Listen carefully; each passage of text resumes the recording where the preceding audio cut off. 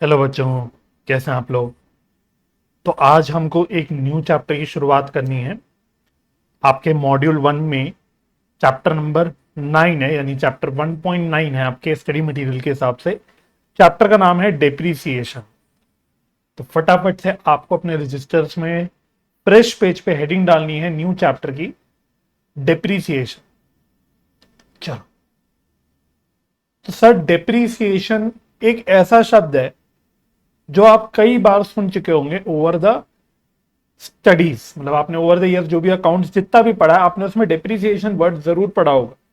Class 11th में भी ये एक अलग चैप्टर होता था। इसके अलावा क्लास 12th में भी इसका जिक्र कई बार आता था। डेप्रिसिएशन एक बहुत कॉमन आइटम होता है किसी भी बिजनेस में, किसी भी बिजनेस के खर्चों में एक बहुत कॉमन आइटम ऑफ एक्सपेंस होता है डेप्रिसिएशन। डेप्रिसिएशन का मतलब क्या होता है? डेप्रिसिएशन मतलब जब हमारी फिक्स्ड एसेट्स की वैल्यू में गिरावट हो जाती है, तो उस गिरावट को डेप्रिसिएशन बोला जाता है। सिंपल भाषा में, हम अपना बिजनेस कैरी ऑन करने के लिए अपने फिक्स्ड एसेट्स का इस्तेमाल करते हैं। फैक्ट्री के अंदर प्लांट एंड मशीनरी यूज होती है, फर्नीचर यूज होता है, फैक्ट्री की बिल्डिंग यूज होती है। किसी भी बिजनेस में और में देख लो आप, कहीं एसी यूज होता है, कंप्यूटर यूज होता है, लैपटॉप यूज होते हैं, फर्नीचर यूज होते हैं, टेबल चेयर, तरह तरह के फिक्स्ड एसेट मतलब यूज होता है, व्हीकल्स यूज होता है, गाड़ियां यूज होती हैं। तो ओवर द मतलब एक पर्टिकुलर अकाउंटिंग पीरियड हमने जितना भी फिक्स्ड एसेट यूज किया अपने रेवेन्यू को जनरेट करने के लिए, आपको वो जो आपने जितना भी फिक्स्ड एसेट कंज्यूम करा, उस कंजम्पशन को आपको राइट ऑफ करना पड़ेगा। भाई अगर आपको मैचिंग कॉन्सेप्ट याद होगा जो हमने पढ़ा था बिल्कुल स्टार्टिंग में, मैचिंग कॉन्सेप्ट बोलता क्या था कि भाई अगर आपने किसी पीरियड में रेवेन्यू कमाया है, तो उस रेवेन्यू को कमाने के लिए जो भी खर्चे करे वो भी आपको साथ में उसी पीरियड में रिकॉग्नाइज करने चाहिए। वहां खर्चों की जब बात होती है तो कोई भेदभाव नहीं होता कि वही खर्चा जो आपने कैश में करा हो। भाई कोई भी अगर आपने खर्चा करा है टू अर्न द रेवेन्यू, तो आपको उस खर्चे को रिकॉग्नाइज करना है जिस पीरियड में आपने उस रेवेन्यू को रिकॉग्नाइज किया है, यानी रेवेन्यू और एक्सपेंस को मैच करना है। तो भाई किसी भी बिजनेस में अब खुद सोचो, फिक्स एसेट भी तो यूज हुआ ना रेवेन्यू जनरेट करने के लिए, और ये जो फिक्स्ड एसेट यूज हुआ ये आपको as per matching concept recognise करना चाहिए। तो भाई हमारा फाइनल अकाउंटिंग कॉन्सेप्ट बोलता है कि डेप्रिसिएशन इवन दो कैश में तो नहीं हो रहा, क्योंकि इसमें कोई कैश का आउटफ्लो है नहीं, सीधा सीधा आपका एक फिक्स एसेट की वैल्यू है जो जिसमें आप गिरावट कर रहे हो। तो ये क्या है भाई, आप ये वो एसेट की गिरावट है, मतलब वो पोर्शन ऑफ एसेट है जो आप समझ सकते हो जो आपने यूज कर लिया। राइट। चलो, तो पहले अब लिखना शुरू करते हैं। आपको हेडिंग डालनी है डेप्रिसिएशन, और डेप्रिसिएशन के साथ साथ उससे मिलते जुलते टर्म्स भी होते हैं, वो भी हम साथ में डिस्कस करेंगे।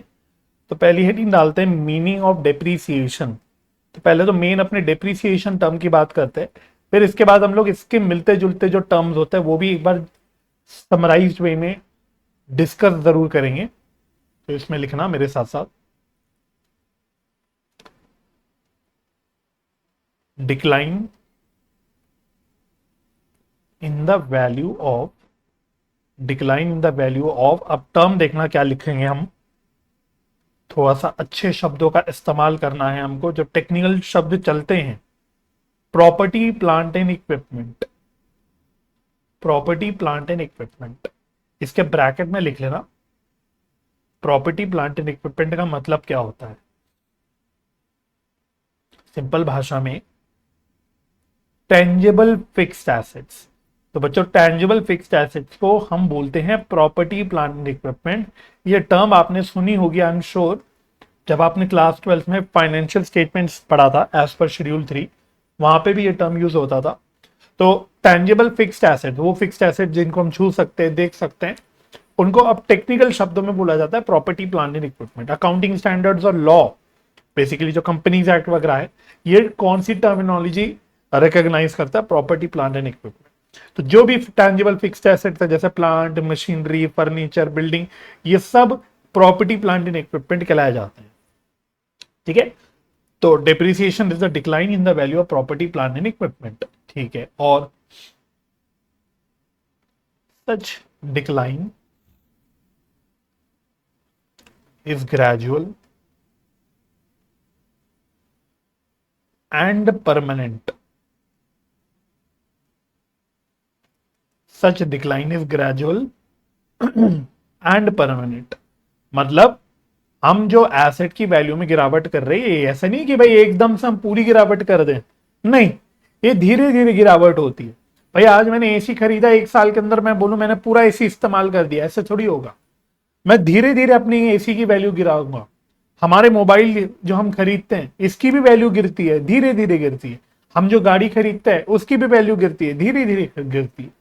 तो ये जो डिक्लाइन है वो ग्रेजुअल है, स्लोली होता है, लेकिन परमानेंट। आप ये नहीं कह सकते कभी कि अरे पहले 6 महीने कोई डिप्रिसिएशन नहीं होगी, अगले 6 महीने में होगी, या किसी साल में 12 महीने में से 10 महीने डिप्रिसिएशन होगी, 2 महीने डिप्रिसिएशन नहीं होगी। यानी कि जो डिक्लाइन है वो परमानेंटली होती रहेगी, और डिक्लाइन परमानेंट रहेगी। ये नहीं कि आज गिरा दिया कल को बढ़ा दिया वापस, आज हमने डेप्रिसिएशन बोला चार्ज कर दिया दिखा दिया और कल बोल रहे कि नहीं नहीं डेप्रिसिएशन नहीं हुई। तो ये परमानेंटली गिरता रहता है, वैल्यू में डेप्रिसिएशन कंटिन्यूसली लगती रहती है, और ये जो गिरावट होती है वो परमानेंट होती है, टेम्परेरी नहीं होती।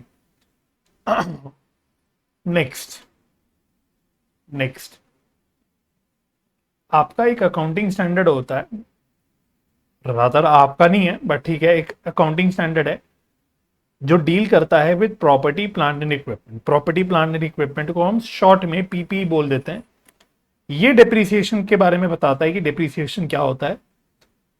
तो AS10 बोलता है systematic allocation of the depreciable amount of asset over useful life।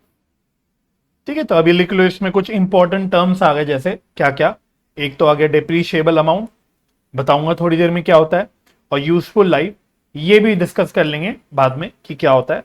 But हाँ, AS10 ने डेप्रीसिएशन का मीनिंग ये बोला हुआ है। Simply speaking,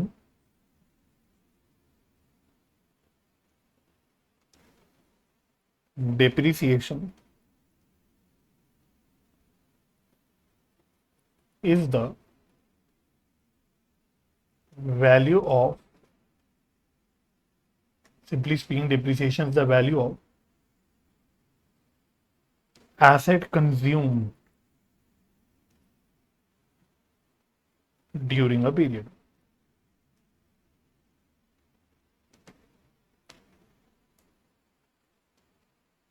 It is an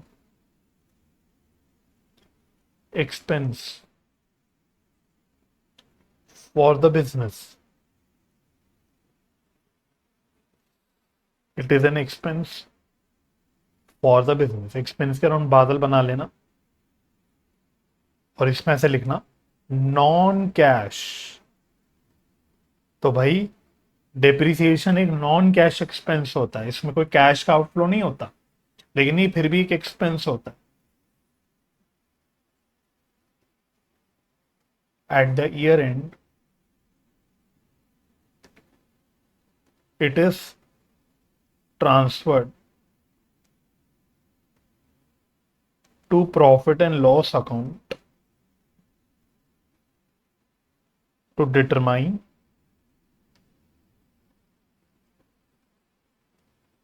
profit oblique loss, to determine profit oblique loss। ठीक है, नेक्स्ट। तो डेप्रिसिएशन का मीनिंग आई होप क्लियर हो गया होगा। ठीक है, डेप्रिसिएशन जब हमारे टेंजिबल फिक्स्ड एसेट यानी प्रॉपर्टी प्लांट एंड इक्विपमेंट की वैल्यू में गिरावट होती है उसको डेप्रिसिएशन बोलते हैं। मैंने आपको ये भी बता दिया। दूसरे शब्दों में डेप्रिसिएशन कुछ नहीं है, आपने जितनी भी फिक्स्ड एसेट, अपना जितना भी पीपी यूज कर लिया रेवेन्यू कमाने के लिए, वो पोर्शन जो राइट ऑफ किया जाता है उसको बस बोला जाता है डेप्रिसिएशन। कि भाई जितना भी आपने एसेट को कंज्यूम कर लिया अपने रेवेन्यू को अर्न करने के लिए, बस उसी को बोल दिया हमने डेप्रिसिएशन। इसलिए हम लोग डेप्रिसिएशन को अल्टीमेटली एक्सपेंस की तरह ट्रीट करते हैं, उसको P&L अकाउंट में डालते हैं, और फाइनली प्रॉफिट और लॉस की कैलकुलेशन में उसको कंसिडर करते हैं। क्लियर हो गया? यस। अब डेप्रिसिएशन से कुछ मिलते जुलते टर्म्स होते हैं जो लिंक्ड टू डेप्रिसिएशन ही है, या सिमिलर कॉन्सेप्ट से आप कह सकते हो। जैसे एक टर्म होता है अमोर्टाइजेशन। आई एम श्योर आपने ये टर्म भी सुनी होगी, amortization. तो what does amortization mean? इसमें लिखो decline in the value of intangible fixed assets. Decline in the value of intangible fixed assets, जैसे कि goodwill, trademark, copyright, franchisee etcetera. तो हमने डेप्रिसिएशन में बोला था कि जब प्रॉपर्टी प्लांट एंड इक्विपमेंट यानी टेंजिबल फिक्स्ड एसेट में गिरावट होती है तो उसको बोला जाता है डेप्रिसिएशन।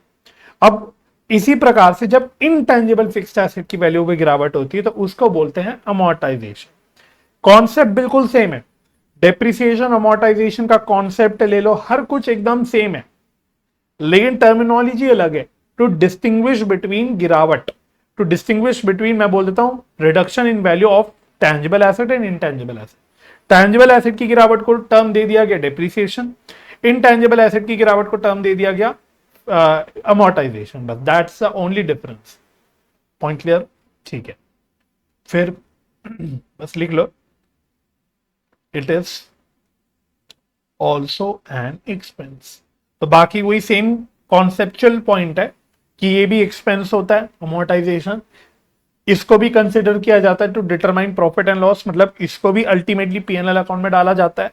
तो अगर आपको में से किसी बच्चे को शेड्यूल 3 का पीएनएल का फॉर्मेट याद होगा जो आपने 12th क्लास में पढ़ा भी था, उसमें याद होगा, अगर याद होगा, मुझे पता नहीं, बट आप चेक भी कर लेना बात चाहे तो अपनी 12th की बुक्स खोल के। एक जो एक्सपेंस का हेड होता था डेप्रिसिएशन का, उसका पूरा नाम होता था डेप्रिसिएशन एंड अमोर्टाइजेशन, दोनों को साथ बोलते थे क्योंकि बाय नेचर दोनों सेम ही चीज है। बस डेप्रिसिएशन क्या है? Fall in value of tangible asset, और अमोर्टाइजेशन है fall in value of intangible asset. इतना ही डिफरेंस है, बाकी सब इसमें पॉइंट वही है। हाँ सर, हमको ये भी समझ आ गई बात, ठीक है। और बताओ सर, और कौन से टर्म हमको बताओगे? कोई मजेदार टर्म बताओ। बताते हैं, बिल्कुल बताएंगे आपको। ऑब्सोलेसेंस, ये कितने बच्चों को पता है कि सर ऑब्सोलेसेंस क्या होता है? मुझे बताना कमेंट सेक्शन में लिखे कितने बच्चों के टर्म पता थी ऑब्सोलेसेंस। मैं तो बता ही रहा हूं बाकी आप लोग भी बताना। मैं लिख देता हूं इसका meaning, it refers to fall in value of asset due to, sir asset की वैल्यू में गिरावट। मैंने बोला obsolescence also is an fall, also is a fall in the value of asset, यानी कि ऑब्सोलेसेंस का मतलब भी वही है, एसेट की गिरावट। तो सर इसका टर्म अलग से क्यों पढ़ रहे हैं? इसकी गिरावट एक स्पेसिफिक रीजन से डिस्कस की जाती है। तो ड्यू टू के आगे लिखना पहला पॉइंट, चेंज इन टेक्नोलॉजी,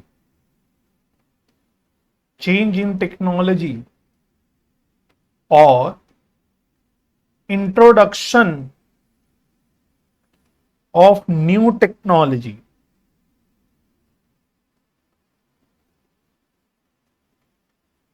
और इंट्रोडक्शन ऑफ न्यू टेक्नोलॉजी। अगर टेक्नोलॉजी में कोई बदलाव हो गया, आपके पास जो मशीन पड़ी थी जो आप अपनी फैक्ट्री में यूज करते थे वो कोई पुरानी टेक्नोलॉजी पे बेस्ड थी, अब नई टेक्नोलॉजी आ गई या वो टेक्नोलॉजी में कुछ मेजर चेंज आ गया, कुछ भी बोल सकते हो। वंस नई टेक्नोलॉजी आ जाती है या आपकी एग्जिस्टिंग टेक्नोलॉजी में कोई मेजर चेंज आ जाता है, अपग्रेडेशन आ जाता है, तो आपकी जो पुरानी मशीन है जो पुरानी टेक्नोलॉजी पे काम कर रही है वो आउटडेटेड होने लग जाती है। ये बात आप पता है, देखते भी हो, बिजनेस में तो नहीं देखा होगा कभी आपने, बट आपने रियल लाइफ में देखा होगा। मोबाइल के केस में जैसे ले लो, आज से 10 साल पहले जिस टेक्नोलॉजी के फोन से, मोबाइल से आप अगर सोचोगे आज वो टेक्नोलॉजी कितनी चेंज हो चुकी है। Same goes with laptops, same thing goes with laptops. कोई भी चीज ले लो, गाड़ियां ले लो, एक टाइम था जब पुरानी वो मारुति 800 या ऑल्टो की गाड़ियां आती थी, बिल्कुल बेसिक गाड़ी होती थी, जेन आती थी, जेन बहुत पॉपुलर गाड़ी थी। आज उसी प्राइस पॉइंट पे या उसके आसपास के प्राइस पॉइंट पे आज जो गाड़ियां आती है उसमें टेक्नोलॉजी देखो, और जो उस टाइम गाड़ी आती थी उसकी टेक्नोलॉजी देखो, कितना डिफरेंस है। आज से 20-25 साल पहले जब वो मारुति 800 की गाड़ियां आती थी, भाई कोई सोच भी नहीं सकता था कि अरे भाई साहब की मोबाइल गाड़ी के अंदर एक कोई इतनी बड़ी टच स्क्रीन होगी, उस पर पूरा नेविगेशन सिस्टम चलेगा, हम अपने मोबाइल से उस पर गाने लगा पाएंगे, मोबाइल से छोड़ो डायरेक्टली गाने चला पाएंगे, रिवर्स करेंगे तो पीछे पार्किंग का कैमरा होगा तो कैमरे से हमें सब कुछ दिखेगा। और आप हाई फाई गाड़ियां ले लो तो जाने क्या क्या फीचर आ गए, लेकिन उस टाइम पे महंगी गाड़ियों में भी ये फीचर नहीं दिखते थे। आप महंगी गाड़ी भी ले लो उस टाइम की, 20-25 साल पुरानी बात बोल रहा हूं तो महंगी गाड़ियों में भी बेसिक बातें होती थी, बेसिक फीचर होती थी, हाँ लुक होता था, इंजन थोड़ा पावरफुल होता था, दैट्स इट। आज आप अगर हाई प्राइस की गाड़ी देखने जाओ तो उसमें आपको क्या क्या फीचर नहीं मिलते।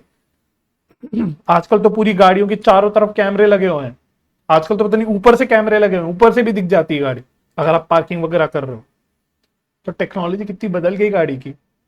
इवन अंदर की बात देख लो, इंजन वगैरह की पावर हो गई, कैपेसिटी हो गया, सीसी हो गया, टेक्नोलॉजी चेंज हो गई। आप कोई भी चीज ले लो, सब जगह टेक्नोलॉजी बदल चुकी है। आप टीवी ले लो, आप फ्रिज ले लो, आप आसपास कुछ भी देख लो, टेक्नोलॉजी चेंज होती रहती है।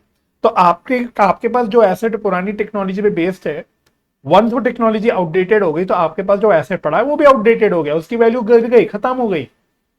तो ऑब्सोलेसेंस होती है एसेट की गिरावट due to change in technology, कि भाई कोई चीज आपके आप कह सकते हो आउटडेटेड हो गया, आपके पास जो एसेट पड़ा था वो आउटडेटेड हो गया। और मिलते जुलते रीजन जैसे और भी लिख लेता हूं, इंट्रोडक्शन ऑफ बेटर प्रोसेसेस या टेक्निक्स, कि भाई आपने कोई नया प्रोसेस या टेक्निक ढूंढ लिया या आ गया मार्केट में, तो पुरानी टेक्नोलॉजी फिर से बेकार हो गई। या फिर change in taste and preference of consumers,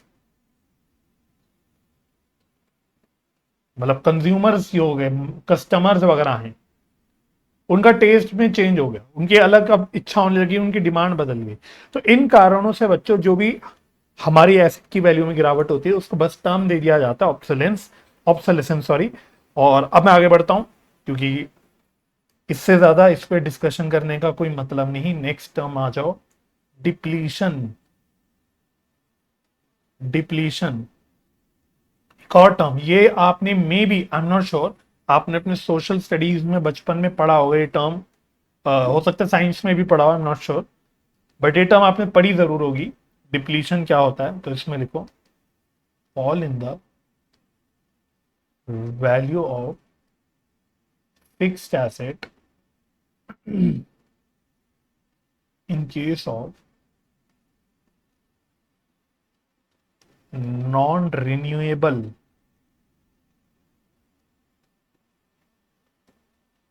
natural resources,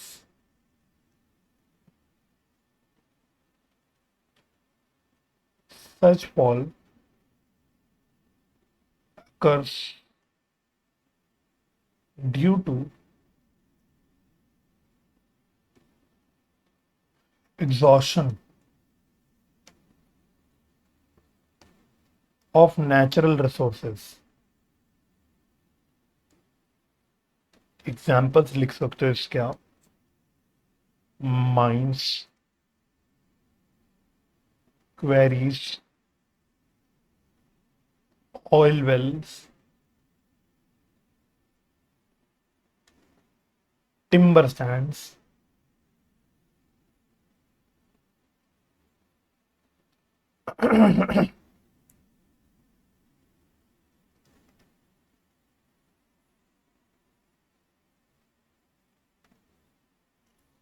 etcetera.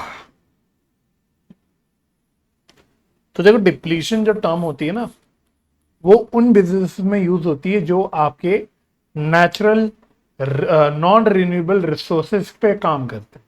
जैसे इंडिया की बहुत बड़ी कंपनी है ऑयल इंडिया, या फिर एक कंपनी मुझे नाम आया, हिंदुस्तान कॉपर। कोल इंडिया भी कंपनी है। तो कोयला, ऑयल, है ना, ये जो रिसोर्सेज है, नेचुरल रिसोर्सेज है, ये लिमिटेड है हमारे देश में, हमारी इकोनॉमी में, हमारे इन्वायरमेंट में। किसी देश के पास ज्यादा हो सकता है, किसी के पास कम हो सकता है, लेकिन सबके पास लिमिटेड है। अब अगर कोई कंपनी कोयला निकालने का काम करती है, कोयले के खदान, आपने सुना होगा टर्म, देखा भी होगा मूवीज वगैरह में, वहां पे मशीनें यूज होती हैं, मशीनें यूज होती हैं। कोल इंडिया जैसी कंपनी की मशीनें होंगी जो कोल निकालने का काम करती होगी कोयले के खदान में उनके। अब जैसे जैसे जो नेचुरल रिसोर्सेज है वो खत्म होते जाते रहे, वैसे वैसे वो मशीन की वैल्यू में गिरावट होने लग जाती है। भाई कोई मशीन है, इतनी बड़ी आपने मशीन या इतना बड़ा कोई एसेट आपने अपने माइंड पे लगा रखा है, वंस उस माइंड पे सारे नेचुरल रिसोर्सेज खत्म हो गए, वो बेकार हो गया एसेट। बात समझ आ रही है? आप पिक्चराइज नहीं कर पाओगे, लेकिन अगर आप थोड़ा सा गूगल मार के देख लेना कोयले के खदान में कैसी मशीनें यूज होती है या क्या सेटअप होता है, कोई भी और नेचुरल रिसोर्सेज के केस में, आपको, आपने मे बी मूवीज वगैरह में भी देखा होगा, इतने बड़े बड़े स्ट्रक्चर्स बन जाते हैं कहीं कहीं। तो वो ऐसे एसेट्स बन जाते हैं जो, ऐसा नहीं कि आप उन एसेट को उठा के कहीं और ले जाओगे, वंस उन एसेट्स का काम खत्म हो गया, फिर वो एसेट्स की वैल्यू खत्म, फिर वो किसी काम की नहीं रही एसेट बिजनेस के लिए। यानी कि अगर आपका एसेट नेचुरल रिसोर्सेज को निकालने में लगे हुए एंगेज्ड है, और वहां पे वो नेचुरल रिसोर्सेज लिमिटेड है, इनको हम नॉन रिन्यूएबल नेचुरल रिसोर्सेज बोलते हैं जो लिमिटेड होते हैं, वंस वो खत्म हो जाएंगे, वंस वो नेचुरल रिसोर्सेज एग्जॉस्ट हो जाएंगे, आपके एसेट की वैल्यू खत्म हो जाएगी। तो जैसे जैसे आप अपने नेचुरल रिसोर्सेज को एग्जॉस्ट कर रहे हो, वैसे वैसे आपके एसेट की वैल्यू में भी गिरावट हो रही है। तो इस केस में ये जो गिरावट की हम बात कर रहे हैं, जो हम एसेट की वैल्यू की गिरावट की बात कर रहे हैं, इसको बोला जाता है डिप्लीशन। क्या बोला जाता है? Depletion, right. इन एसिड्स को कभी कभी एक और टर्मिनोलॉजी दी जाती है जो मैंने एग्जांपल जैसे लिए, जिनमें हम basically non renewable natural resources की बात कर रहे हैं, इनको कभी कभी वेस्टिंग एसिड्स भी बोला जाता है। तो ये टर्म भी आप लिख लो कि अगर आपको वेस्टिंग एसिड्स इस तरह की कोई टर्म दिखे तो इमीडिएटली आपको लिंक करना है विद द टर्म डिप्लीशन। मतलब मैंने आपको बता दिया, अगर पॉइंट क्लियर हो गया होगा, बात समझ आ गई? ठीक है सर, ये समझ आ गया हमको। तो फाइनली एक बहुत इंपॉर्टेंट बात जहां से 100% एमसीक्यू आप एक्सपेक्ट कर सकते हो, कॉजेस ऑफ डेप्रीसिएशन फाइनली क्या है, डेप्रीसिएशन कहां क्यों होती है, क्या वो फैक्टर्स है या वो क्या वो रीजन है जो डेप्रीसिएशन को फोर्स करते हैं, जिनकी वजह से डेप्रीसिएशन होती है, राइट। तो फैक्टर्स बोल लो, कॉजेस बोल लो, कुछ भी बोल लो, यहां पे हम दो तरह के कॉजेस या दो तरह के फैक्टर्स की बात करेंगे। एक हो गया इंटरनल फैक्टर्स, एक हो गया एक्सटर्नल फैक्टर्स। जब भी हम इंटरनल फैक्टर्स की बात करते हैं बच्चों, इंटरनल फैक्टर्स का मतलब होता है वो जो हमारे कंट्रोल में है, ऐसे लिखते हैं, which are in our control, जिनको हम कंट्रोल कर सकते हैं। और एक्सटर्नल फैक्टर्स की जब हम बात करते हैं तो इसका मतलब वो फैक्टर्स जो हमारे कंट्रोल के बाहर है, हमारे काबू में नहीं है, out of our control. Point समझ आ रहा है? तो हम यहां पर रीजंस की बात कर रहे हैं कि डेप्रिसिएशन क्यों लगाना चाहिए, क्यों एसेट की वैल्यू में गिरावट होती है, हम वो फैक्टर्स डिस्कस करेंगे। और तोड़ दिया हमने यहाँ पे कि भाई कुछ इंटरनल फैक्टर्स होते हैं, कुछ एक्सटर्नल। इंटरनल फैक्टर्स बोले तो वो फैक्टर्स जो हमारे काबू में है, जिन पे हम कुछ कंट्रोल कर सकते हैं। External factors basically external environment से निकल के आते हैं, जो हमारी कंट्रोल में नहीं होती। ये बात आपने बिजनेस एनवायरनमेंट में भी पढ़ी होगी डेफिनेटली, कि बिजनेस एनवायरनमेंट में बहुत सारे इंटरनल और एक्सटर्नल फैक्टर्स होते हैं जो हमारे बिजनेस को इफेक्ट करते हैं। तो कुछ हम हद तक उसी की बात कर रहे हैं। तो इंटरनल फैक्टर्स में क्या क्या है? पहला, जैसे वियर एंड टियर। तो वियर एंड टियर की वजह से डेप्रिसिएशन होता है। वियर एंड टियर मतलब हम एसेट को जो घिस देते हैं यूज कर करके। अब जितना ज्यादा घिसेंगे, जैसे करेंगे यूज, उस पर डिपेंड करेगा कि हमारी एसेट की वैल्यू में गिरावट कितनी है। हम जितना ज्यादा घिसेंगे किसी एसेट को, उतना ज्यादा उसकी वैल्यू में जल्दी गिरावट होगी। बात समझ में आ रही है? होता है ना, कुछ लोग गाड़ी बहुत सलीके से सभ्य ढंग से चलाते हैं, वही कुछ लोग गाड़ी बहुत रैश चलाते हैं, बहुत रैश, जुई जुई कर करके ओवर एक्सलरेट करेंगे, झटके से ब्रेक डालेंगे, क्लच बहुत हार्ड दबाएंगे।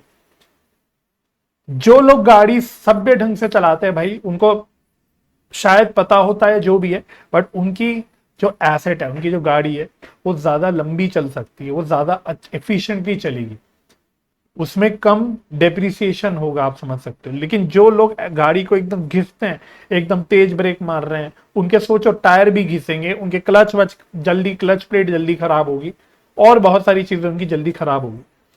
तो जो लोग गंदी गाड़ी चलाते हैं, रैश ड्राइविंग करते हैं, उनकी गाड़ी की गिरावट जल्दी होगी, उनकी गाड़ी की वैल्यू की गिरावट जल्दी हो रही है एज कंपेयर टू जो लोग गाड़ी सभ्य ढंग से चला रहे हैं। इसी तरह से यूजेज, आप एसेट को कैसे यूज कर रहे हो, कितना यूज कर रहे हो, ये सारी चीजें आपकी कंट्रोल में। भाई गाड़ी आप कैसे चला रहे हो वो आपके कंट्रोल में, गाड़ी आप कितनी चला रहे हो, दिन में कितने किलोमीटर यूज कर रहे हो, कहां कहां गाड़ी से जा रहे हो, कहां नहीं जा रहे हो, वो सब आपके हाथ में, कैसी सड़कों में ले जा रहे हो गाड़ी के, सब आपके कंट्रोल में, इसलिए इंटरनल फैक्टर्स हैं। अच्छा, इसी प्रकार से फिजिकल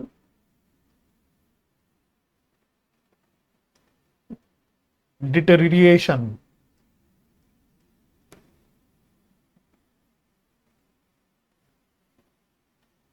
फिजिकल डिटेरिएशन, ठीक है।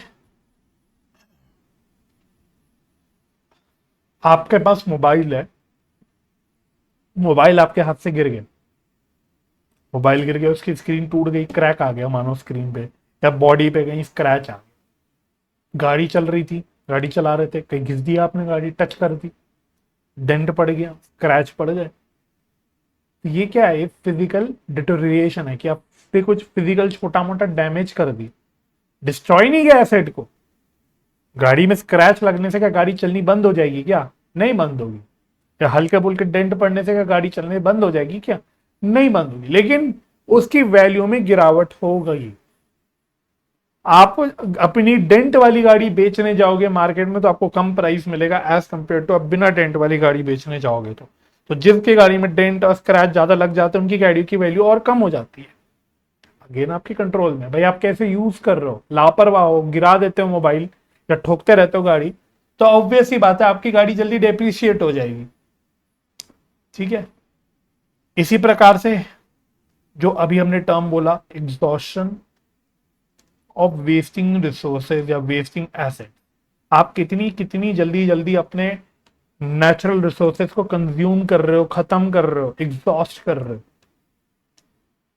आपने पढ़ा होगा कि सस्टेनेबली यूज करना चाहिए हमें, या आपने maybe I don't know arts में, इन्वायरमेंटल स्टडीज में, या इधर उधर इकोनॉमिक्स में पढ़ा होगा मे बी, कि एसेट्स जो है, जो नेचुरल रिसोर्सेज हैं, जो वेस्टिंग एसेट्स है, जो नॉन रिन्यूएबल टाइप के एसेट्स हैं, उनको जुडिशियसली यूज करना चाहिए, सस्टेनेबली यूज करना चाहिए। कि भाई ये नहीं कि आप सिर्फ अपना सोच सोच के उसके खत्म कर दो, यूज कर लो, और अपने बाल बच्चों के लिए, अपनी फ्यूचर जनरेशन के लिए कुछ छोड़ के ही ना जाओ। खैर ये बहुत दूर की बात हो गई, ये तो एक बहुत फिलोसफिकल और दूसरे एरिया की बात हो गई। लेकिन बात यह है कि आप जितनी जल्दी अपने नेचुरल रिसोर्सेज को कंज्यूम कर लोगे, एग्जॉस्ट कर लोगे, उतनी जल्दी आपकी एसिड्स में डिप्लीशन हो जाएगी। ये डिप्लीशन की बात हो रही है, ठीक है, बात समझा गई। तो ये कुछ फैक्टर्स होते हैं जो हमारे कंट्रोल में है, और इनको हम बोलते हैं इंटरनल फैक्टर्स। क्या बोलते हैं? Internal factor. अब वही कुछ फैक्टर्स होते हैं जो हमारी कंट्रोल में नहीं होते, जिनको हम बोलते हैं एक्सटर्नल फैक्टर्स। तो वो क्या होते हैं वो लिख लेना, क्या होते हैं एक्सटर्नल फैक्टर्स। पहला,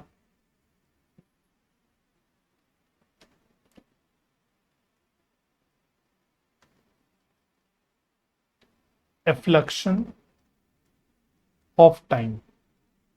एफ्लक्शन ऑफ टाइम मतलब क्या होता है? Passage of time. क्या वक्त किसी के कंट्रोल में है? नहीं सर। क्या किसी में भी ऐसी शक्ति है रियल लाइफ में? बोलना भाई, अपनी सुपर हीरो मूवीज और फिक्शनल मूवीज और स्टोरीज की बात नहीं करेंगे हम रियल लाइफ की बात करेंगे। क्या वक्त किसी के काबू में है? क्या कोई वक्त को रोक सकता है? नहीं रोक सकता सर। अब वक्त के साथ एसेट पुराना होता जाता है, उसकी वैल्यू में गिरावट हो जाती है। भाई आज अगर आप मार्केट से नया मोबाइल लेके आए, मानो 30,000 रुपए का लेके आए, आज से एक हफ्ते बाद आप वही मोबाइल, मानो आपने वो मोबाइल यूज नहीं करा, बिल्कुल भी यूज नहीं करा, ज्यादा बस डब्बा खोल के चेक किया, अब वही मोबाइल जो अनयूज्ड मोबाइल है, प्योर, बाकी अपने अपनी तरफ से पूरा नया है, उसको अगर आप एक हफ्ते बाद भी बेचने जाओगे तो आपको 30,000 रुपए में नहीं बिक पाएगा वो। यानी वक्त के साथ एसेट पुराना हो जाता है। आपने कोई एसेट ले लिया, आपने कोई फैक्ट्री में मशीन इंस्टॉल कर ली, लेकिन मानो इसे यूज नहीं करा, तो क्या आप ये बोलोगे कि नहीं सर मशीन यूज नहीं करी तो डेप्रिसिएशन चार्ज नहीं करेंगे? द आंसर इज नो, क्योंकि टाइम के साथ भी मशीन में या एसेट में गिरावट होती है, डेप्रिसिएशन होती है, और ये जो फैक्टर है ये हमारे वक्त कंट्रोल में नहीं है भाई। टाइम कौन रोक सकता है? नहीं रोक सकता कोई। इसी तरह से expiry of legal life of asset, ये जो फैक्टर मैंने लिखा expiry of legal life of asset, ये जनरली इनटेंजिबल एसेट्स के केस में बोला जाता है, क्योंकि इनटेंजिबल एसेट जैसे हमने बोले थे, एग्जांपल दिए, जैसे कई सारे सॉफ्टवेयर लाइसेंस जैसे इस तरह के जो एसेट होते हैं, इनकी लीगल लाइफ होती है। लीगली आप एक टाइम तक ही इनको यूज कर सकते हो, इनके बेनिफिट ले सकते हो। इवन कॉपीराइट्स वगैरह होते हैं, ट्रेडमार्क होते हैं, सबकी एक लिमिटेड लीगल लाइफ होती है। लीजेस की हम बात करते हैं बहुत सारी तरह की, उसकी भी लिमिटेड लाइफ होती है। लाइसेंस की बात करते हैं, जैसा आपने देखा होगा, अगर आपने सुना होगा Amazon प्राइम मेंबरशिप ली जाती है तो आपको उसके बेनिफिट्स मिलते हैं, लेकिन वो लिमिटेड टाइम के लिए मिलते हैं। अगर आपने 1 साल की मेंबरशिप ली है तो आपको 1 साल ही बेनिफिट मिलेगा, आपने 2 साल के लिए तो 2 साल बेनिफिट मिलेगा। इसी तरह से जो ये इंटेंजिबल एसेट्स होते हैं, लाइसेंस वगैरह जैसे, इनकी लिमिटेड लीगल लाइफ होती है। अब ये भी आपके कंट्रोल में नहीं है भाई। लिमिटेड लाइफ है, आपने 3 साल के लिए लिया था कोई एसेट, 3 साल आपको उसका बेनिफिट मिलेगा। अब 3 साल खत्म हो गए, 3 में से मानो 2 साल खत्म हो गए, तो ऑब्वियस ही बात है उस एसेट में गिरावट होगी। तो अभी आपके कंट्रोल में थोड़ी ना है। आप क्या, अगेन काइंड ऑफ टाइम की बात होगी कि क्या टाइम को रोक सकते हो? नहीं रोक सकते। अब 3 साल है तो है भाई, अब वक्त बीत गया, 2 साल निकल गए तो खत्म, राइट। इच्छा इसी तरह से ऑब्सोलेसेंस की हमने बात करी थी, जिसमें हमने चेंज इन टेक्नोलॉजी की बात करी थी, क्या ये भी हमारे कंट्रोल में?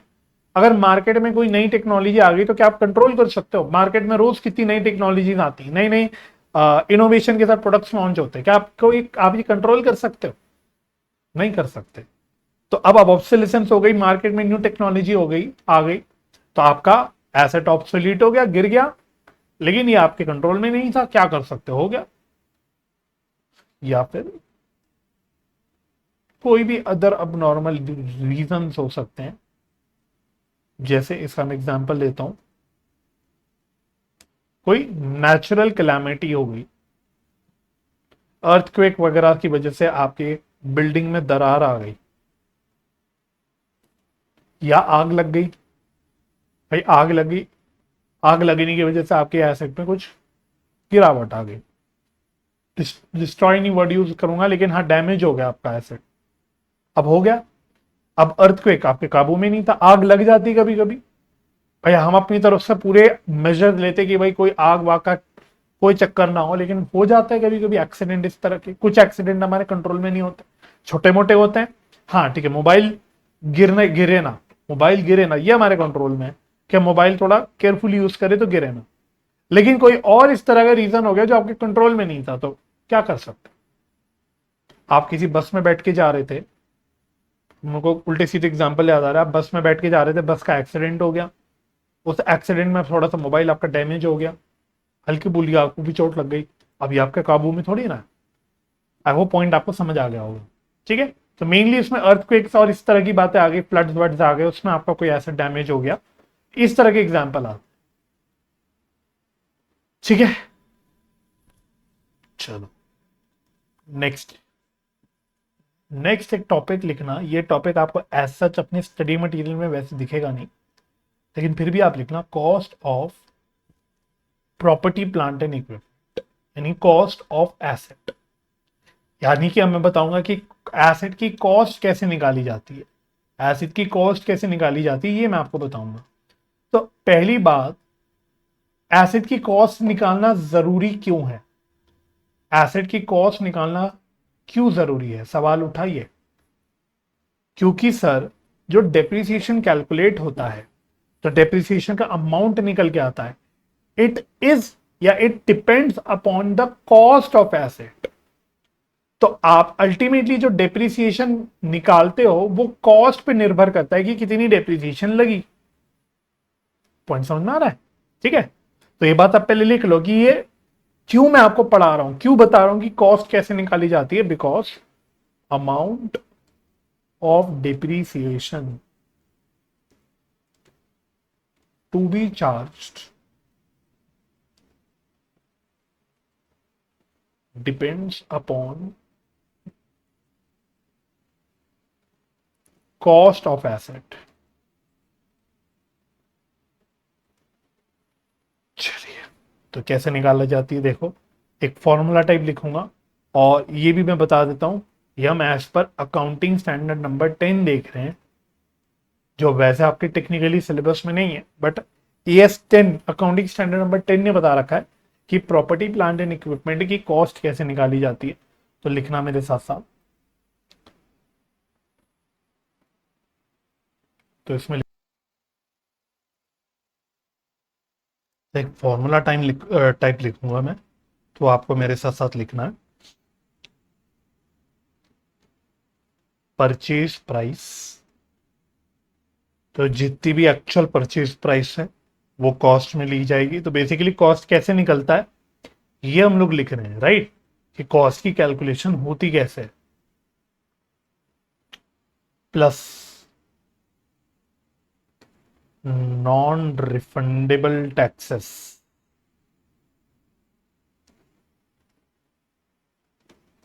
Minus trade discount,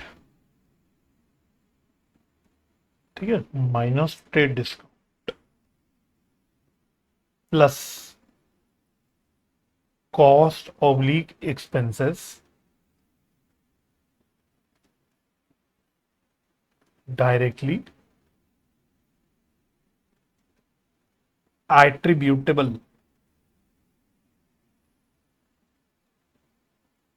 to bring the asset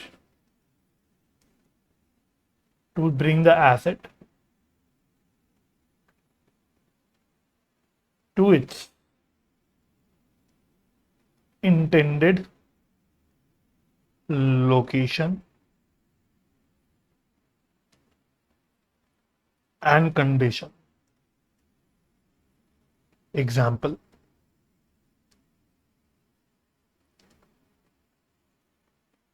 freight, cartage,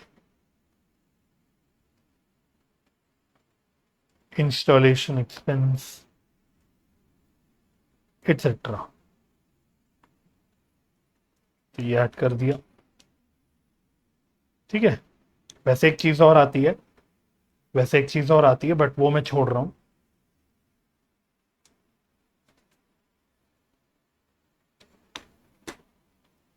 इन सबको ऐड कर देते हैं तो आपका कॉस्ट ऑफ एसेट निकल के आ जाता है।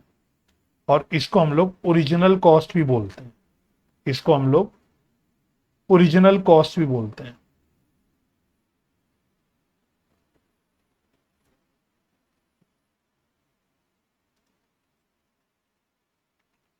ओरिजिनल कॉस्ट, ठीक है। चलो, तो लिख लेना ये, ठीक है। तो कॉस्ट हमको निकालने की जरूरत क्यों है? ताकि हम डेप्रिसिएशन निकाल पाए।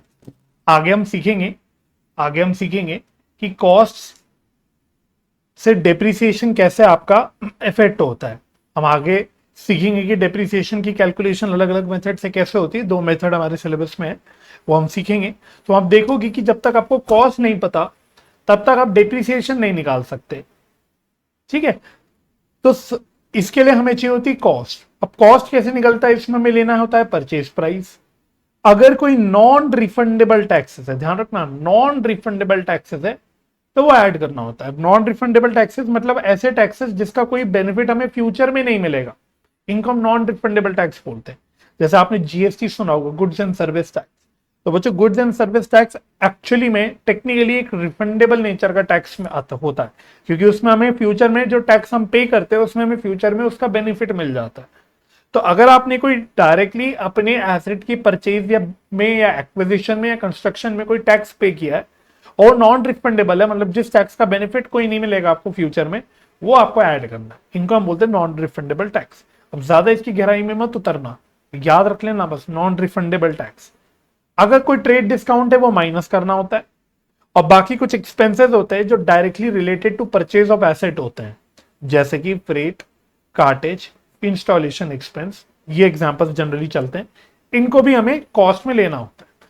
जैसे हमने एसी खरीदा, हमने एक एसी खरीदा, एसी को अपनी दुकान तक लाने के लिए हमको एक टेम्पो को लगाना पड़ा और टेम्पो वाले को भाड़ा देना पड़ा, या कोई रिक्शे से हमें एसी को अपनी दुकान तक लाना पड़ा। तो जो रिक्शा वाले का भाड़ा या टेम्पो वाले का भाड़ा है, जो बेसिकली ट्रांसपोर्टेशन का एक्सपेंस है, ये भी कॉस्ट ऑफ एसेट में ऐड होगा, यानी एसी के कॉस्ट में ये ऐड होगा। क्लियर हो गया? तो इस तरह के खर्चे भी आपको कॉस्ट में ऐड करने होते हैं। ये सब खर्चों को ऐड करने के बाद, ट्रेड डिस्काउंट को माइनस करने के बाद हमारा फाइनली कॉस्ट निकल के आता है। तो सिंपली क्वेश्चन में पता है क्या होगा? क्वेश्चन में ज्यादा कुछ बारीक, मतलब कोई ज्यादा टेक्निकल पॉइंट नहीं होगा। वो बोलेगा भाई एसेट इतने रुपए की परचेज करी, परचेज प्राइस ये थी, और उसके इंस्टॉलेशन एक्सपेंस ये था, या ट्रांसपोर्टेशन या फ्रेट का खर्चा ये था। इस तरह से आपको एक दो आइटम दे देगा, तो आपको बस कॉस्ट लेने के लिए सबको जोड़ना होगा, तो आपके पास टोटल कॉस्ट निकल के आ जाएगी। क्लियर हो गया? ठीक है, तो बस ऐसे आपकी कॉस्ट निकल के आती है। अब नेक्स्ट टॉपिक लिखो, next topic, methods of depreciation. Depreciation calculate करने के मेथड्स क्या क्या होते हैं इसमें लिखना। तो बहुत सारे मेथड्स होते हैं, आपको पता नहीं होगा लेकिन बहुत सारे मेथड्स होते हैं। आपने तो बचपन में दो मेथड्स के ही नाम सुने होंगे, तो पहले तो वही लिख लो, स्ट्रेट लाइन मेथड, जिसको प्यार से एसएलएम भी बोलते हैं। एक आपने मेथड सुना होगा रिटर्न डाउन वैल्यू मेथड, जिसको हम लोग WDV भी बोलते हैं। ये दोनों तो आपने सुने होंगे, राइट? ये दोनों मेथड्स आपने सुने होंगे। और बच्चों यही दो मेथड्स आपके अभी सिलेबस में है। अगर आप सिलेबस में जाके देखोगे, चैप्टर में पढ़ लेना, आपको दिख जाएगा कि यही दोनों मेथड्स आपके सिलेबस में है। लेकिन मैं लिस्ट लिखवा रहा हूं कि और डेप्रिसिएशन के मेथड्स भी होते हैं, बस आपको पता होने चाहिए वो मेथड्स यूज कैसे करने हैं, उस मेथड से कैसे डेप्रिसिएशन निकलता है, ये आपको नहीं देखना, ये आपको नहीं सीखना। आपको सिर्फ मेथड्स के नाम में बता रहा हूं, ये आपको बस पता होना चाहिए, फेमिलियरिटी होनी चाहिए। तो जैसे एक मेथड होता है एन्युटी मेथड, तो ऐसा भी एक मेथड होता है। एक मेथड होता है डेप्रिसिएशन फंड, या जिसका ज्यादा कॉमन नाम है सिंकिंग फंड मेथड। ये भी एक मेथड होता है। अच्छा, एक मेथड होता है डिप्लीशन मेथड। आपको हिंट हो गया होगा डिप्लीशन वर्ड से कि कौन यूज करता है में, लेकिन होता है एक मेथड, आपको नहीं सीखना, बट ऐसा भी एक मेथड होता है। इसी प्रकार से एक होता है मशीन आर मेथड, जिसमें मशीन के आवर्स के हिसाब से डेप्रिसिएशन कैलकुलेट करते हैं। एक मेथड होता है production unit method.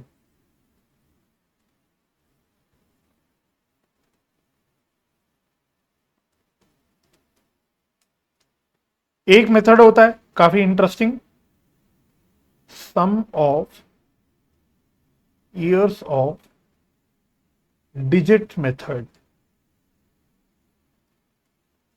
Sum of years of digit method. बात समझ आ रही है? तो ये सारे आपके मेथड्स होते हैं टू कैलकुलेट डेप्रिसिएशन। लेकिन हमारे सिलेबस में स्पेसिफिकली कौन से मेथड है? सिर्फ दो मेथड। और ये अच्छी बात है क्योंकि ये मेथड आप बचपन में भी पढ़ चुके हो, तो आपको नई नहीं लगेंगे, तो मैं इनको हाईलाइट भी कर देता हूं। हमारे सिलेबस में बस यही दो मेथड है, बट हाँ और भी मेथड होते हैं डेप्रिसिएशन निकालने के। ठीक है, चलो फटाफट से देख लेते हैं इन मेथड्स को भी। तो पहला मेथड लिखना straight line method.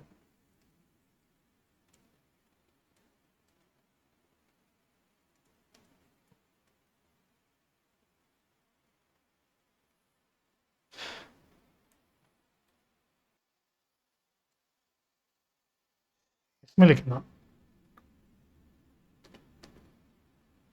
Also known as fixed या equal instalment method, also known as fixed या इक्वल इंस्टॉलमेंट मेथड। तो ये भी नाम होता है इसका, fixed instalment method, equal instalment method. तो ये दूसरे नाम है इस मेथड के। Depreciation is calculated on original cost. Original cost को अंडरलाइन कर देना कि इस मेथड में डिप्रिसिएशन को हम कैलकुलेट करते हैं on original cost every year, हर साल। हर साल हम ओरिजिनल कॉस्ट पे, ओरिजिनल कॉस्ट मतलब ये जो इतनी बड़ी चर्चा करी थी हमने कॉस्ट की, तो ओरिजिनल कॉस्ट मतलब ये सब प्लस माइनस करके जो हमारी कॉस्ट निकल के आती है, इस पे कैलकुलेट होता है डिप्रिसिएशन हर साल इस मेथड के अंदर। Amount of depreciation per annum remains constant every year। तो डेप्रिसिएशन का जो अमाउंट होता है वो कांस्टेंट रहता है, हर साल डेप्रिसिएशन का अमाउंट सेम रहता है पर एनम। ध्यान रखना, पर एनम बोला मैंने, सालाना। ठीक है, अच्छा अब डेप्रिसिएशन निकलता कैसे है इसमें? तो depreciation in rupees per annum, इसका कैसे निकलता है, कैलकुलेशन कैसे होती है? Original cost minus scrap value upon estimated useful life.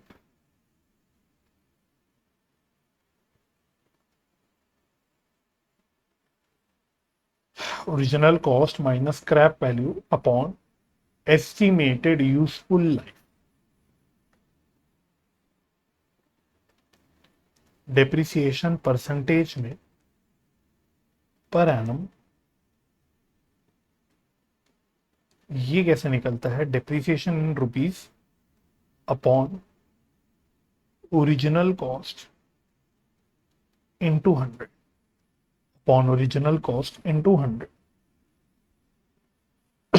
ठीक है जी, बात समझ में आ गई?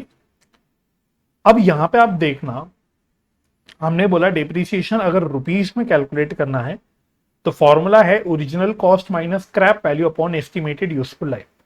तो आपको यहां पे दिखा कि हमने डेप्रिसिएशन कैलकुलेट करने के लिए क्या लेना है, हमें को क्या चाहिए? कॉस्ट चाहिए।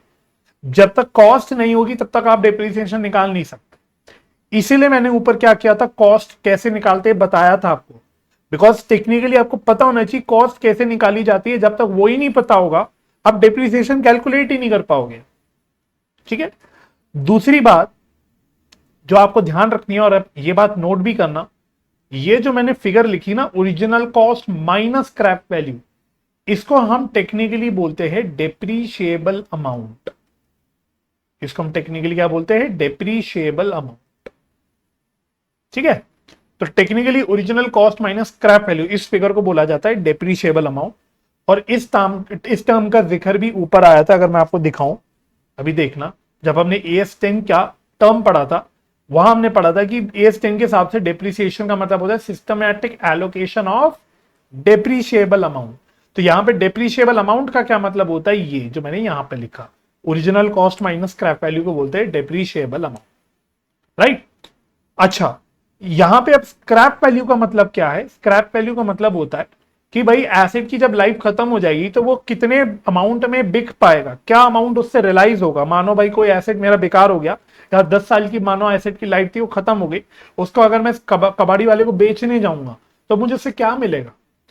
जब मैं एसेट को स्क्रैप ऑफ करने जाऊंगा तो मुझे क्या रियलाइज होगा, उसको हम बोलते हैं स्क्रैप वैल्यू। और एस्टिमेटेड यूजफुल लाइफ का मतलब क्या होता है कि हम अंदाजा लगाते हैं कि हम एसेट को कितने साल यूज करेंगे। वैसे मैं आपको बता दूं, एस्टिमेटेड यूजफुल लाइफ ईयर्स के अलावा नंबर ऑफ यूनिट्स में भी हो सकती है कि भाई अल्टीमेटली पूरी जिंदगी में मेरा एसेट कितने साल चल पाएगा या फिर कितने आउटपुट को जनरेट कर पाएगा। मैं अपनी कोई फैक्ट्री में जो मशीन चला रहा हूं उससे मैं कितना आउटपुट जनरेट कर पाऊंगा पूरी जिंदगी भर में, वो भी एस्टिमेटेड यूजफुल लाइफ है। लेकिन आपके मन में बस ऐसे समझ लेना कि भाई जो हम अंदाजा लगाते हैं कि वही एसेट मैंने खरीदा, मैं सोचता हूं मैं कितने साल इसको चलाऊंगा। हम मोबाइल खरीदता हम बोलते हैं ना कि यार ये 3 साल तो चलना चाहिए, मोबाइल 3 साल चलना चाहिए। महंगा मोबाइल लिया तो सर 5 साल तो चलना चाहिए। एसी खरीदा तो हम सोचते हैं ये भी एसी कम से कम 7-8 साल तो चलना चाहिए। तो ये हम क्या अंदाजा लगाते हैं कि भाई लाइफ कितनी रहेगी एसेट की। अब हम अंदाजा ही लगा सकते हैं, भाई भविष्य तो किसी ने देखा नहीं। आप बोलो एसेट 3 साल चलेगा, क्या पता 5 साल चल जाए, क्या पता वो 1 साल ही चले, आपको क्या पता। बट आप अंदाजा लगाते हो कि कोई एसेट आप कितने साल तक यूज करोगे, उसको बोलते हैं एस्टिमेटेड यूजफुल लाइफ। बस, तो हम इस एस्टिमेटेड यूजफुल लाइफ, हमने ऐसे की बोली लाइफ 10 साल है, तो 10 साल में हम लोग एलोकेट कर देते कि हर साल हम कितना कितना कितना एसेट यूज कर लेंगे। बस इसी को डेप्रिसिएशन बोला जाता है। अकॉर्डिंगली एसएलए मेथड में डेप्रिसिएशन कैसे निकलता है, original cost minus scrap value. और अगर आपको ये डेप्रिसिएशन परसेंटेज फॉर्म में निकालना है तो परसेंटेज निकलता है हमेशा ओरिजिनल कॉस्ट का, क्योंकि मैंने बोला एसएलए मेथड में हम डेप्रिसिएशन कैलकुलेट करते हैं ऑन ओरिजिनल कॉस्ट, इसलिए अगर परसेंटेज में निकालना है आपको डेप्रिसिएशन तो आपको ओरिजिनल कॉस्ट के बेसिस पे या कॉस्ट के हिसाब से परसेंटेज निकालनी पड़ेगी। अकॉर्डिंगली हमारा जो परसेंटेज में निकलता है वो कैसे निकलता है, depreciation in rupees upon original cost in 200। ठीक है, क्लियर हो गया? यस सर, ये क्लियर हो गया। अच्छा, और लिखो, इसमें एक पॉइंट और लिखना, interesting point.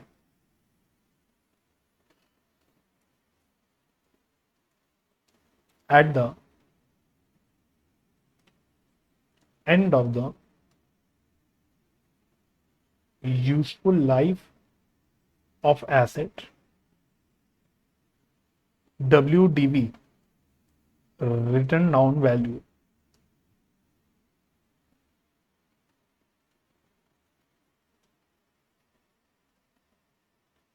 that is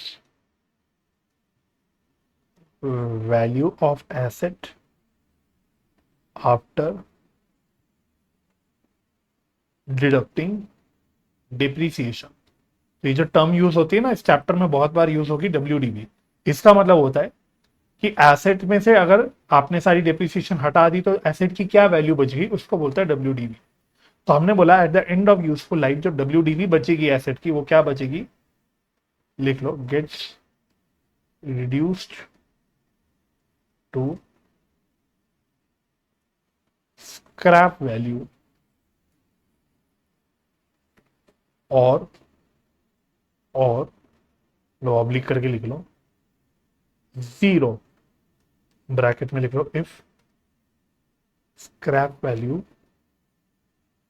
is नील। ठीक है, तो ये मैं आपको एक एग्जांपल से प्रूव करता हूं। तो एक एग्जांपल लिखना,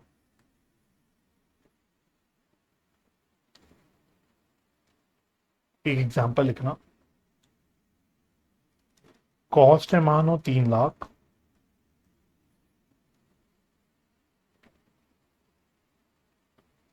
एस्टिमेटेड यूजफुल लाइफ है मानो 3 इयर्स,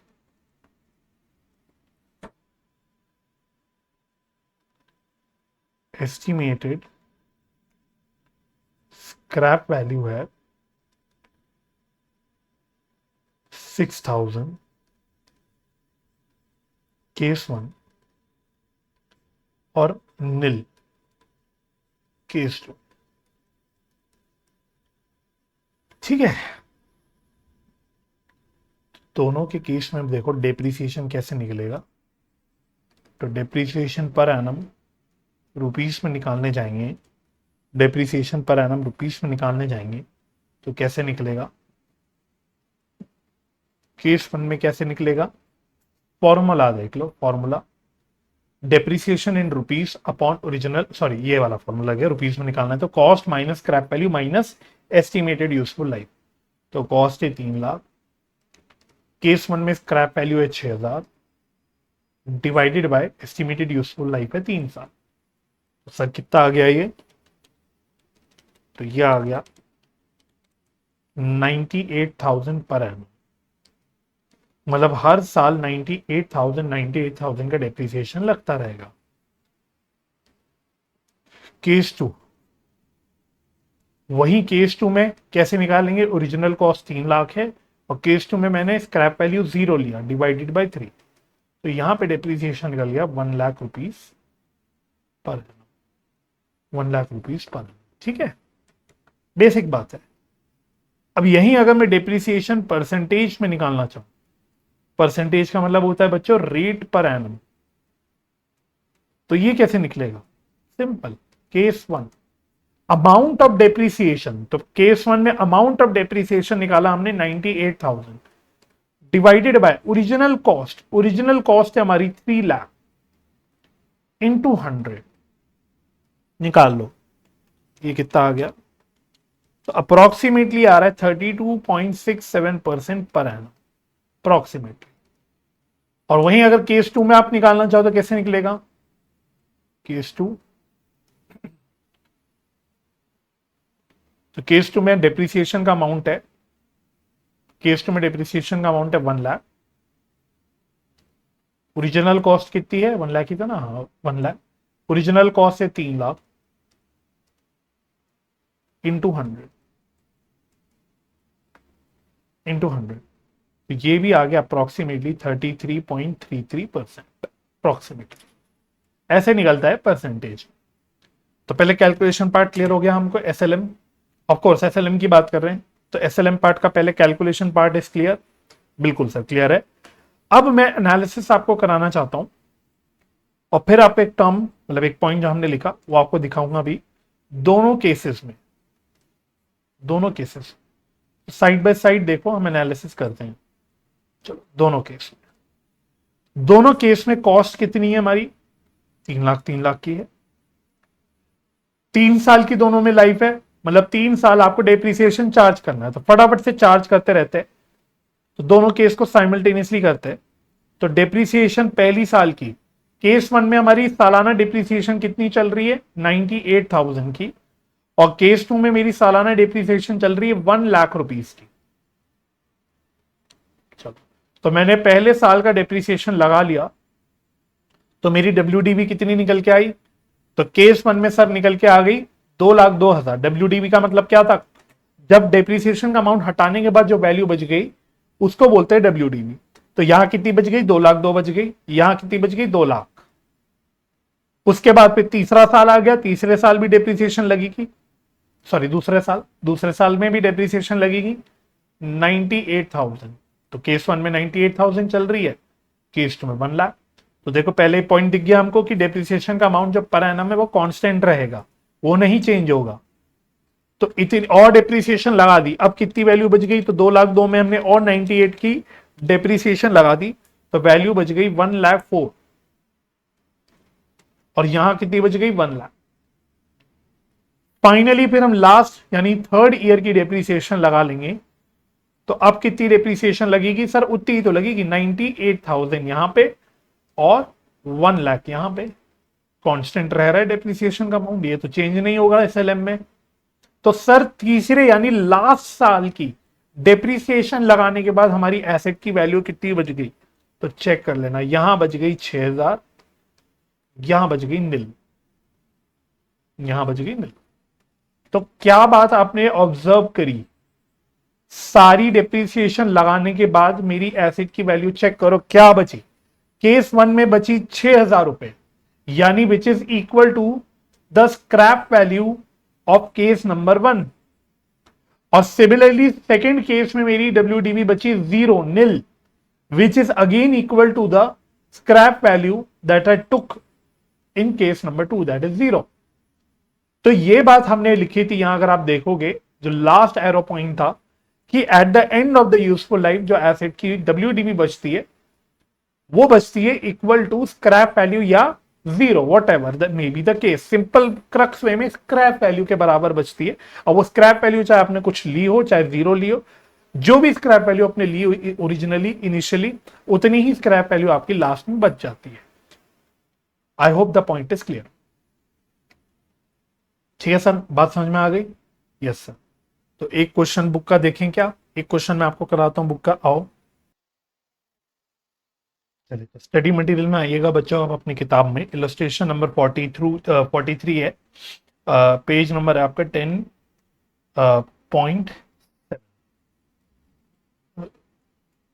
पेज नंबर है, सॉरी आपका 107, पेज नंबर है 107। ठीक है, देखो क्या कह रहा है। A limited purchased a machine costing rupees 4,25,000, installation expense कितना है 25,000। तो इतनी बात से भाई हमारी कॉस्ट कितनी आ गई, 4,25,000 परचेज प्राइस है, प्लस इंस्टॉलेशन का खर्चा 25,000 है, तो कॉस्ट कितनी होगी हमारी 4,50,000। The estimated useful life 10 years है, स्क्रैप वैल्यू 30,000 है। आपको डेप्रिसिएशन पर एनम निकालना है एसएलएम मेथड से, तो वही अपना main formula, cost minus scrap value. Basically अगर मैं इसको ले लू, सिंपल कॉस्ट ले लू minus scrap value upon original या एस्टिमेटेड यूजफुल लाइफ।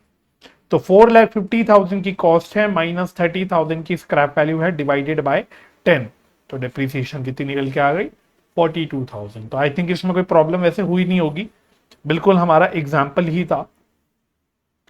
फिर एक क्वेश्चन देखना, इलस्ट्रेशन नंबर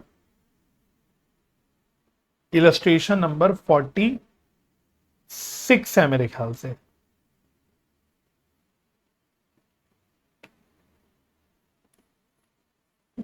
इलस्ट्रेशन नंबर 46, आओ, इंपॉर्टेंट क्वेश्चन है, कॉन्सेप्चुअली इंपॉर्टेंट है। कह रहा है machine is purchase for 7 lakh rupees, expenses incurred on its cartage and installation is 3 lakh रुपए। तो यानी कि यहां लिखते हुए चलते हैं, इलस्ट्रेशन 46। तो सबसे पहले कॉस्ट कितनी है हमारी, कॉस्ट, तो कॉस्ट के लिए क्या क्या लेना है, कह रहा है परचेज प्राइस है 7 लाख रुपए की, प्लस इंस्टॉलेशन फ्रेट वगैरह के जो खर्चे हैं वो कितने हैं, वो है सर 3 लाख रुपए। तो इसका मतलब मेरी मशीन की कॉस्ट कितनी हो गई 10 लाख रुपीज, मशीन की कॉस्ट कितनी हो गई 10 लाख रुपीज। ठीक है, ओके। फिर आगे कहता है calculate the amount of depreciation at the rate of 20% per annum according to the straight line method. तो डेप्रिसिएशन का रेट कितना है 20% पर एनम एसएलएम। यहां पे पर एनम का मतलब क्या होता है, पर एनम का इट मींस टाइम बेसिस, कि आपको टाइम बेसिस पे कैलकुलेट करना है डेप्रिसिएशन। ठीक है, आपको टाइम बेसिस पे डेप्रिसिएशन को कैलकुलेट करना है। तो कह रहे कैलकुलेट करो, डेप्रिसिएशन रेट है 20% पर एनम एसएलएम मेथड से for the first year ending on 31 March 2021 if this machine is purchased on. तो आपको यहां पे बच्चों 3 केसेस दे रखे हैं, बल्कि रादर 4 केसेस दे रखे हैं with respect to purchase date. तो जैसे उसने बोला केस नंबर 1, उसने बोला है कि हमने परचेज करी 1 अप्रैल 2000, जो भी साल होगा भाई 1 अप्रैल 2020, साल खत्म हो रहा है 31 मार्च 2023 2021। चलो, तो अब बताओ डेप्रिसिएशन कैसे निकालेंगे। पहली बात, क्या क्वेश्चन में स्क्रैप वैल्यू है, नहीं है, बट स्क्रैप वैल्यू का करना क्या, क्योंकि रेट तो उसने दे दिया और डेप्रिसिएशन हमेशा कॉस्ट पे निकलती है। तो यहां पे डेप्रिसिएशन कितनी आएगी सर, कॉस्ट है कितनी 10 लाख रुपए की, और डेप्रिसिएशन का रेट कितना है 20%। अब रेट है पर एनम, पर एनम का मतलब क्या है कि अब आपको टाइम बेसिस पे लगाना है कि जितने महीने आपने यूज करी मशीन पूरे साल में, उतने महीने का डेप्रिसिएशन लगाना है। तो अगर मैंने 1 अप्रैल को खरीदी, साल खत्म हो रहा है 31 मार्च को, तो इसका मतलब मैंने पूरे 12 महीने यूज करी होगी मशीन, तो पहले केस में पूरे 12 महीने का डेप्रिसिएशन लग जाएगा। तो this will come out to be rupees 2 lakh. समझ आ गया? केस 2 क्या बोला उसने? केस बी ले लो, चलो ए बी सी डी करके बोला था तो मैं भी ए बी सी डी करके लिख देता हूं, ये केस ए था। अब केस बी देखो, केस बी में उसने बोला कि हमने परचेज करा है, पढ़ लो, 1 जुलाई 2020 को, 1 जुलाई 2020 को। साल कब खत्म हो रहा है? साल खत्म हो रहा है 31 मार्च 2021 को। तो कितने महीने यूज करी सर हमने मशीन? सर हमने मशीन 9 महीने यूज करी, हमने 9 महीने यूज करी, 1 जुलाई से 31 मार्च। तो अब कैसे निकालोगे depreciation? Very easy, very easy. Depreciation per annum कितनी है? कॉस्ट का 20%, ये पर एनम डेप्रिसिएशन है 12 महीने की। तो प्रोपोर्शनेटली 9 महीने की कितनी?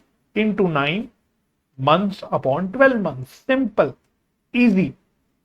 तो this comes out to ₹1,50,000। Case C क्या बोला उसने? केस सी पढ़ लेना। केस सी उसने बोला हमने मशीन खरीदी 1 अक्टूबर को, तो केस सी है 1 अक्टूबर। तो वही कहानी, तो 1 अक्टूबर 2020 को खरीदी, साल मेरा 31 मार्च 2021 को खत्म हो रहा है। तो कितने महीने यूज करी मशीन? सर 6 मंथ्स यूज करी। तो डिप्रिसिएशन कितना आ गया? वेरी इजी, 10 लाख इंटू 20%, पूरे साल की डिप्रिसिएशन ये रही। प्रोपोर्शनेटली 12 मंथ्स की कितनी? 6/12। This comes out to ₹1 lakh. This comes out to ₹1 lakh. और फाइनली केस डी कितना है? मतलब केस डी क्या कह रहा है? परचेज डेट बोलता है कितना? वो कह रहा है 1 जनवरी 2021। तो केस डी में हमने 1 जनवरी 2021 को मशीन खरीदी, साल खत्म हो रहा है 31 मार्च 2021 को। तो कितने महीने यूज करी हमने मशीन? हमने 3 मंथ्स यूज करी मशीन। तो दैट मीन्स मेरा डिप्रिसिएशन कितना आ जाएगा? 10 lakhs into 20% into 3/12, 50,000। 50,000 बात समझ में आ गई? ठीक है। तो इसलिए क्वेश्चन में ध्यान रखना है, अगर रेट पर एनम दे रखा है तो आपको फिर टाइम बेसिस में कैलकुलेशन करनी पड़ेगी, राइट? यस। नेक्स्ट करेंगे इलस्ट्रेशन नंबर 45। इलस्ट्रेशन नंबर 45 तो कह रहे calculate the rate of depreciation under SLM in following cases. यानी आपको रेट निकालना है, यानी per annum, percentage per annum आपको निकालना है। 4 मशीन है, 4 केस हैं, आपको इसमें निकालना है डेप्रिसिएशन का रेट पर एनम। तो आपको कॉस्ट दे रखी है, फिर एक्सपेंसेस दे रखा है। कॉस्ट बोले तो मान लो यहां परचेज प्राइस है, फिर एक्सपेंसेस दे रखे हैं, जैसे फॉर एग्जांपल वही इंस्टॉलेशन, फ्रेट वगैरह के। हर केस का आपको रेजिडुअल वैल्यू दे रखा है। रेजिडुअल वैल्यू का मतलब होता है बच्चों स्क्रैप वैल्यू, या तो रेजिडुअल वैल्यू बोलो, स्क्रैप वैल्यू बोलो, एक ही बात होती है। और फिर एस्टिमेटेड यूजफुल लाइफ दे रखी है। चलो आओ फटाफट से कर लेते हैं वाला क्वेश्चन भी। Illustration number 45। चलो, तो मशीन नंबर दे रखा है, हम यहां पे टोटल कॉस्ट ले लेंगे, फिर हम लोग डेप्रीसिएशन रुपीस में निकालेंगे, और फाइनल क्वेश्चन ने जो मांगा है डेप्रीसिएशन परसेंटेज में निकाल लेंगे, परसेंटेज पर है। चलो आओ, तो मशीन नंबर 1 में कॉस्ट कितनी होगी? मशीन नंबर 1 तो सर कॉस्ट होगी 90,000 प्लस एक्सपेंसेस हैं 10,000 के, तो कॉस्ट हो गया 1 लाख।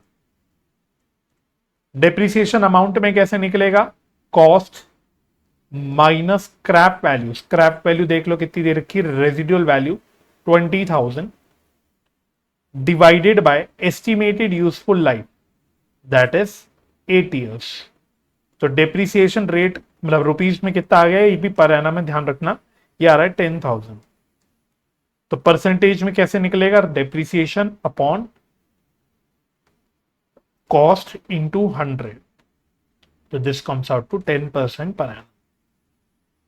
चलो next machine number 2। Machine number 2 की कॉस्ट कितनी होगी? तो 24 प्लस 7, 24 प्लस 7, तो 24 plus 7 that is 31,000। Depreciation amount में कैसे निकलेगा? इसकी स्क्रैप वैल्यू 3100 है, एस्टिमेटेड यूजफुल लाइफ 6 ईयर्स है, तो 31,000 माइनस 3100 डिवाइडेड बाय 6, तो डिप्रिसिएशन अमाउंट में कितना आ गया? 4650, 4650। तो परसेंटेज में कैसे आएगा? तो rupees, depreciation in rupees divided by cost that is 31,000 into 100, तो ये आ रहा है 15% per annum. Next machine number 3, इसकी कॉस्ट कितनी?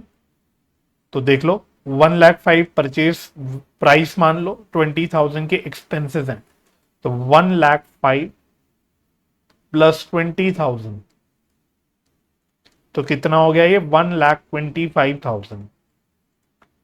डेप्रिसिएशन कैसे निकल जाएगी? कॉस्ट 1,25,000 माइनस इसका रेजिडुअल वैल्यू है 12,500 और एस्टिमेटेड यूजफुल लाइफ है 5 इयर्स, तो 12,500 डिवाइडेड बाय 5 इयर्स, तो दिस कम्स आउट टू कितना? ये आ रहा है 22,500। तो परसेंटेज में कितना आ गया? 22,500 divided by cost that is 1,25,000 into 100,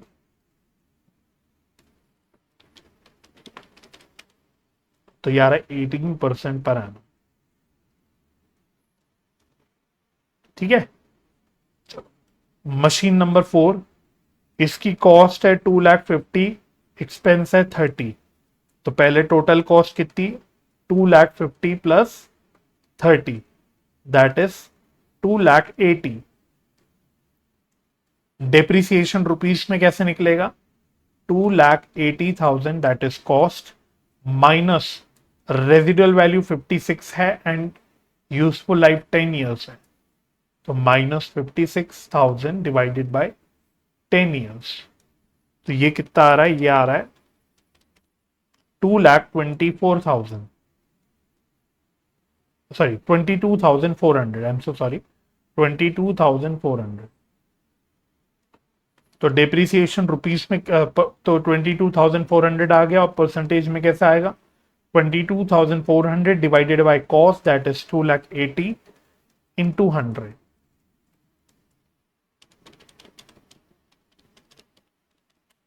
ये आ रहा है 8% पर एनम। चलिए जी, देख लीजिएगा, कोई दिक्कत तकलीफ नहीं होनी चाहिए इसमें, कोई दिक्कत तकलीफ नहीं होनी चाहिए इसमें। ठीक है, चलो चलिए बच्चों, तो आज के लेक्चर को यहीं क्लोज करते हैं। तो आज हमने क्या सीखा? हमने डेप्रिसिएशन का मीनिंग सीखा, और इसके अलावा रिलेटेड टर्म्स भी हमने सीखे, जैसे अमोर्टाइजेशन, डिप्लीशन, ऑब्सोलेसेंस। हमने फैक्टर्स समझे कि डेप्रिसिएशन को कैलकुलेट करने के या रादर डेप्रिसिएशन लगने के क्या फैक्टर्स होते हैं, इंटरनल एंड एक्सटर्नल, दोनों डिस्कस करें। फिर हमने देखा कि कॉस्ट कैसे निकाली जाती है एसेट की। डेप्रिसिएशन जब हम बात करते हैं पीपीई पे लगता है, एसेट पे लगता है, और उस एसेट की कॉस्ट कैसे निकाली जाती है ये हमने सीखा। फिर हमने आज की क्लास में मेथड 1 कवर किया, that is straight line method. अगली क्लास में हम फटाफट से WDP मेथड भी देख लेंगे, सिंपल मेथड है वो भी, कोई ऐसा कोई बड़ी बात नहीं है। लेकिन उससे भी ज्यादा इंपॉर्टेंट जो हम सीखेंगे वो अकाउंटिंग सीखना शुरू करेंगे। अभी अकाउंटिंग नहीं सीखी, अभी तो डेप्रिसिएशन बस कैलकुलेट करना सीख रहे हैं। आज SLM सीखा, अगली क्लास में सबसे पहले WDP मेथड सीख लेंगे। फिर मेन है कि उसकी अकाउंटिंग कैसे होती है, तो ये हमें मेन सीखना, राइट। तो नेक्स्ट क्लास में हम लोग वो भी अपना स्टार्ट कर लेंगे, कवर कर लेंगे। तो आई होप बच्चों आज की क्लास आपको समझ आई होगी। अगर ये लेक्चर समझ आया तो इसको लाइक करना बच्चों, शेयर कर देना। अभी तक अगर चैनल सब्सक्राइब नहीं किया तो चैनल सब्सक्राइब कर देना, और फ्यूचर लेक्चर की नोटिफिकेशन के लिए बेल आइकन भी प्रेस कर देना। तो मुझे अपना समय देने के लिए बहुत बहुत धन्यवाद। अपना ख्याल रखिए, परिवार का ख्याल रखिए, हंसी खुशी रहिए, एक दूसरे की मदद करते रहिए, और पॉजिटिव माइंडसेट से पढ़ाई करते रहिए। हम मिलेंगे नेक्स्ट लेक्चर में, तब तक के लिए bye bye, and take care.